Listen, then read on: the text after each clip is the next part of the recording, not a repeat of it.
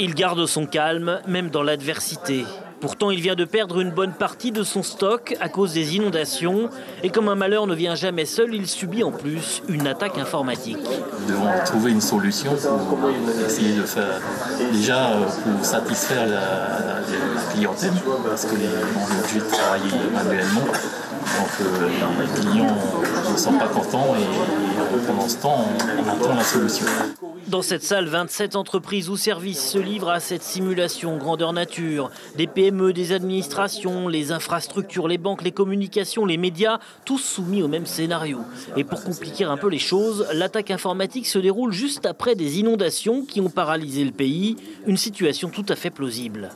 Les cybercriminels, profitant des problèmes générés par les intempéries pour venir rajouter une couche d'instabilité dans le système. La difficulté supplémentaire, c'est que les gens vont se focaliser sur doivent se focaliser sur deux sujets à la fois.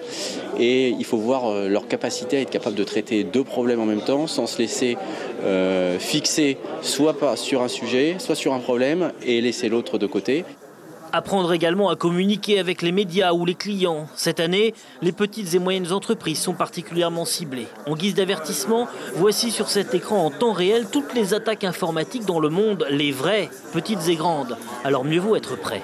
On est tout aussi attaqué que les autres. Notre isolement, pour le coup, n'est pas un élément, n'est pas un gage de protection, absolument pas.